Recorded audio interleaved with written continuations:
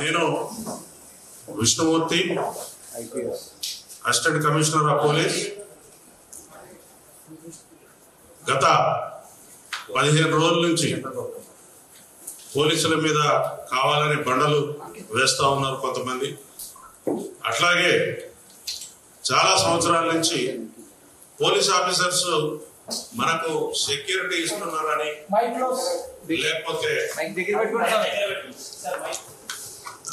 లేకపోతే ప్రజలను రక్షించడంలో నిమగ్నమై ఉన్న పోలీస్ ఆఫీసర్స్ మీద అవాకులు చవాకులు పేరుతో వారి యొక్క ఆత్మస్థైర్యాన్ని దెబ్బతీయడం కోసం చాలా మంది ఒక విధంగా చెప్పాలంటే బడా బాబులు అంటే డబ్బు మదంతో పోలీసు ఆఫీసర్స్ మీద అవాకులు చవాకులు పేలుతా ఉన్నారు. ఈ మధ్య కాలంలో వారి యొక్క ఇన్వెస్టిగేషన్ ని కూడా ప్రభావితం చేసే విధంగా మాటలు మాట్లాడుతూ ఉన్నారు. కొంతమంది ప్రెస్ కాన్ఫరెన్స్లు పెట్టి కూడా ముద్దాయిలుగా ఉన్నవాళ్ళు, కోర్టుల ముందు ముద్దాయిలుగా ఉన్నవాళ్ళు కూడా ప్రెస్ కాన్ఫరెన్స్లు పెట్టి మేము ఇది జడ్జిల పోస్ట్ వీళ్ళే చేస్తూ కొన్ని సంఘటనలను వీళ్ళు ప్రజల ముందు తప్పుగా ఎక్స్పోజ్ చేస్తా ఉన్నారు. ఉదాహరణకు నిన్న ఒక ఫిల్మ్ యాక్టర్ ఒక ప్రెస్ మీట్ పెట్టి ఇది యాక్సిడెంట్ ఎవరు తప్పలేదని చెప్తా ఉన్నాడు. ఆయన జడ్జి పదవి వహించి చెప్తా ఉన్నాడు. మరి ఇట్లాంటి వాటిని మన ప్రసారాలు కూడా ఎట్లా పడితే అట్లా ప్రసారం చేయడం అనేది ప్రజలకు తప్పుడు సంకేతాలు పోతాయి. ఇప్పుడు ఎవరైనా కూడా అతని మీద ఎవరికి పగుండదు. ఆయన చేసే పని ఏదైతే ఉన్నదో ఇది ప్రజలకు, రాజ్యాంగానికి, చట్టాలకు లోబడి ఉందా లేదా అనేది వాళ్ళు తెలుసుకోవాలి ఫస్ట్. ఎందుకంటే ఆయన పాలు తాగే పిల్లోడు కాదు. 40 సంవత్సరాల పైబడ్డ వ్యక్తి ఎంత జాగ్రత్తగా ప్రవర్తించాలి, ఎంత హుందాగా ప్రవర్తించాలి. ఒక సెలబ్రిటీగా ఉన్న వ్యక్తి చట్టాలను చదువుకోవాలి, అతని యొక్క పరిధులు తెలుసుకోవాలి. చట్టం నీకు స్వేచ్ఛగా పరిగెత్తవలసిన అవకాశం ఇచ్చిందని మనం ట్రాఫిక్ సిగ్నల్ చేస్తుంటే ఎర్ర సిగ్నల్ పడ్డ తర్వాత కూడా మనం పరిగెత్తుకుంటూ వెళ్తామా? వెళ్ళం. అట్లాగే మన పరిధులను మనం ఏర్పాటు చేసుకుని పని చేసుకుంటూ పోతే నీకు ఏం ప్రాబ్లం ఉండదు, సమాజానికి కూడా ఏం ప్రాబ్లం ఉండదు. ఇవాళ మేము ప్రెస్ మీట్ పెట్టి మొత్తుకునే అవసరం కూడా ఉండదు. 1,30,000 మంది పోలీస్ కుటుంబాలు ఉన్నాయి. ఒక బందోబస్తు నిర్వహించాలని అంటే దాదాపు ఒక 1 వీక్ నుంచి ఆ స్కీమ్ ని వేసుకుంటాం. మేము 1 వీక్ నుంచి ఆ స్కీమ్ వేసుకుని ఆ స్కీమ్ ప్రకారంగా డిప్లాయ్మెంట్ చేస్తాం. ఒక పోలీస్ స్టేషన్ పరిధిలో 20 నుంచి 50 మంది కానిస్టేబుల్ ఉంటారు. మిగిలిన ఆఫీసర్స్ ఒక 10 మంది, అట్లా 50 నుంచి 60 మంది సిబ్బంది మాత్రమే ఉంటారు. ఒక ఏరియాలో ఏదైనా ఒక జనం గుమిగూడే పరిస్థితి వచ్చినప్పుడు దానికి తగ్గట్టుగా బందోబస్తు చేసుకోవడం కోసం మాకు చాలా విధి విధానాలు ఉంటాయి. ఇప్పుడు నాకు అర్జెంటుగా ఉంది కాబట్టి, నాకు అర్జెన్సీ ఉంది కాబట్టి నాకు బందోబస్తు ఇవ్వండి, నేను ఒక 1,00,000 మందిని జమ చేసుకుంటా, 10,000 మందిని జమ చేసుకుంటా అంటే అప్పటికప్పుడు సాధ్యం కాని విషయం. దానికి ఒక ప్రొసీజర్ ఉంటుంది.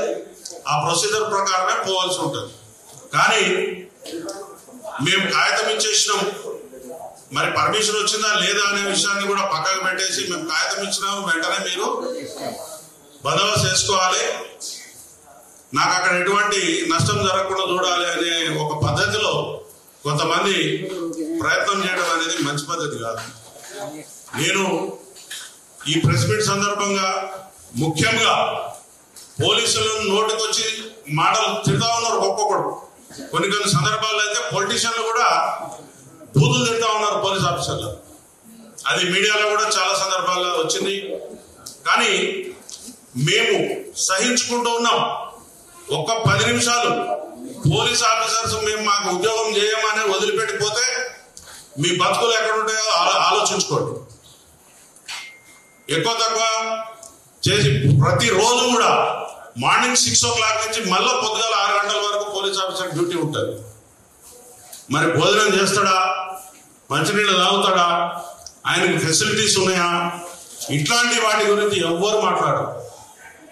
ఉన్న వాటిలో పరిసరాలను అర్థం చేసుకుని అక్కడికక్కడే వాళ్ళు శారీరక అవసరాలు తీర్చుకుంటూ కూడా ఇల్లు వాకిలు పట్టకుండా పనులు చేస్తూ ఉంటారు. అందరూ పండుగలు చేసుకుంటుంటే పోలీస్ ఆఫీసర్ రోడ్ల మీద ఉంటాడు. అందరూ ఎంజాయ్ చేస్తామంటే పోలీస్ ఆఫీసర్ బయట గేట్ దగ్గర ఉంటారు. ఎందుకు? Trained officers. ఈ సమాజం కోసం ట్రైనింగ్ ఇచ్చిన ఒక వ్యక్తి ఆయన అన్ని పరిస్థితులను తట్టుకొని నిలబడతాడనే ఒక ఉద్దేశంతో ఆయన పనిచేస్తాడు. కానీ మేము కూడా మనుషులమే, మాకు కూడా ఆకలి ఉంటుంది, దప్పిక ఉంటుంది, ఫ్యామిలీ ఉంటుంది, అన్ని విషయాలు ఉంటాయి. మరి మా యొక్క స్థితిని వీళ్ళు గమనించకుండా ఏదో ఒక నోటికొచ్చిన మాట మాట్లాడి అవమానపరచడం కోసం ప్రయత్నం చేస్తా ఉంటే ఇది మంచి పద్ధతి కాదు. ఎవరి మీద ఎవరికి కోపాలు ఉండవు, తాపాలు ఉండవు. నువ్వు చట్టాన్ని అనుగుణంగా పనిచేస్తే నీకు ఒక మర్యాద ఉంటుంది. చట్ట ప్రకారం పోకపోతే మీకు రెస్పెక్ట్ ఉండదు. సింపుల్ విషయం ఇది. మీరు నాకు అక్కడ ఒక ఇన్సిడెంట్, నేను ప్రత్యక్షంగా చూడలేదు, కానీ ఆయన ప్రతి విషయాన్ని కూడా ప్రతి నిమిషానికి ప్రెస్ మీట్లు పెట్టడం, ఆయనకు నచ్చిన విషయాలు చెప్పడం, వదిలేయడం, ఈ సమాజాన్ని గందరగోళపరుస్తా ఉన్నాడు. అసలు ముద్దాయిగా ఉన్నవాడు ప్రెస్ మీట్ పెట్టచ్చా? ఆయనకు అది అధికారం ఉందా? ఆయన వారి యొక్క అభిప్రాయాలను ప్రజల్లో చెప్పొచ్చా? ఆయన రిమాండ్ ఖైదీ, ఆయనకు ఇంటర్వ్యూ బెయిల్ అయితే వచ్చింది, కానీ ప్రెస్ మీట్ పెట్టే అధికారం ఆయనకు ఉన్నదో లేదో నాకు తెలియదు, వారే చెప్పాలి. మరి ఇంకో విషయం కూడా చెప్పారు నిన్న. ఏం చెప్తా ఉన్నాడు? మీలాంటి ఒక మిత్రుడు ఆయన ప్రశ్న అడిగితే ఆ విషయాలు చెప్పకూడదండి, నేను కొంత అమౌంట్ ఇస్తున్నా, మా సుకుమార్ గారు ఇస్తున్నారు, ఇంకొకళ్ళు ఇస్తున్నారు, దాన్ని ట్రస్ట్ పెట్టి మేము వేరే రకంగా దాన్ని ప్లాన్ చేస్తున్నామని చెప్పినాడు ఆయన. ఆ విషయం చెప్తే ఏమవుతుంది? ఆయన కేసులో ముద్దాయి ఎవరైతే బాధితులు ఉంటారో వాళ్లకు ఇండైరెక్ట్ గా బ్రైబ్స్ ఇవ్వడం కిందకి వస్తుంది. అసలు ఈ విషయాలన్నిటి కూడా కోర్టు వారి దృష్టికి తీసుకుపోయి ఆయన బెయిల్ క్యాన్సిల్ చేయవలసిన అవసరం ఎంతైనా ఉంటుంది. ఎందుకంటే చట్ట విరుద్ధంగా ఆయన ప్రెస్ మీట్లు పెట్టడం, ప్రజలను గందరగోళం చేయడం, లేకపోతే ఒక డిపార్ట్మెంట్ మీద మాకెవరు మంచిగానే ఉన్నారని చెప్పుకుంటూ కూడా బండలు విసిరేయడం అనేది మంచి పద్ధతి కాదు. మీరు చూశారు, ఏ పోలీస్ ఆఫీసర్ కూడా నన్ను సంప్రదించలేదు, చేతిలోకి చెప్పారని చెప్పారు. ఆయన కాన్వాయ్ దగ్గర ఎవరైనా పోలీస్ ఆఫీసర్ మీకు కనిపించినారా? ఎంతో దూరంగా ఉన్నారు, 2 మీటర్లు 3 మీటర్లు దూరం ఉన్నారు. ఆ వెహికల్ దగ్గర ఎవరైనా కనిపించారా? చాలా మీడియాలో చాలా క్లిప్స్ వచ్చినాయి. ఆయన అక్కడ ఏం జరిగిందో అనే విషయాన్ని పక్కకు పెడితే ఆయన ఒక బాధ్యత గల పౌరుడిగా ప్రవర్తించలేదు అనే విషయాన్ని చెప్పగలం. ఎందుకంటే ప్రాథమిక హక్కులు ఎంతైతే కఠినంగా మన అమలు పరచాలని కోరుకుంటామో ఆయన యొక్క విధులు కూడా ఉంటాయి. ఒక మనిషి బాధ్యతలు, విధులు ఉంటాయి.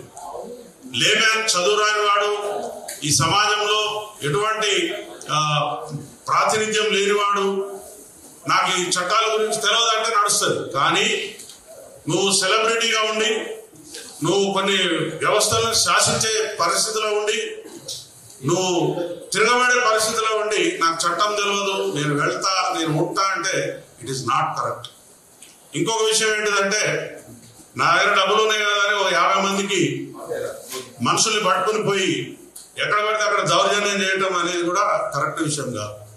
వారు ఆ బౌన్సర్లను పెట్టుకుని బయటకు వచ్చే సందర్భంలో కూడా వారికి పర్మిషన్ ఉందా? ఆ బౌన్సర్లు ఏ చట్టం ప్రకారం కనపడే వాళ్ళందరినీ నూకేసుకుంటూ వెళ్ళిపోయినారు, వాళ్ళు చేసినందువల్లే ఇక్కడ ఆ పని జరిగిందని చెప్తా ఉన్నాం. ఒక వ్యక్తి మరణిస్తే కనీసం తోలబోయేటోళ్ళు దగ్గర నుండి ఏం జరిగిందని కనీసం 1 నిమిషం ఆగి వెళ్తారు. చిన్న యాక్సిడెంట్ అయితే, ఒక కుక్క పిల్ల చనిపోతే, లేకపోతే ఒక పశువు చనిపోతేనే మనం ఆగి దాని గురించి తెలుసుకుంటాం. నీ కళ్ళ ముందు ఇంత వ్యవస్థ జరిగి 2 మనుషులు శవాల్లా పడిపోయి ఉంటే మీరు ఎట్లా వెళ్ళిపోతారు? సామాజిక బాధ్యత మీకుందా? సామాజిక స్పృహ మీకున్నదా? వెళ్ళిపోయిన తర్వాత ఆయన కళ్ళలో నాకు ఎటువంటి పశ్చాత్తాపం కనిపించలేదు.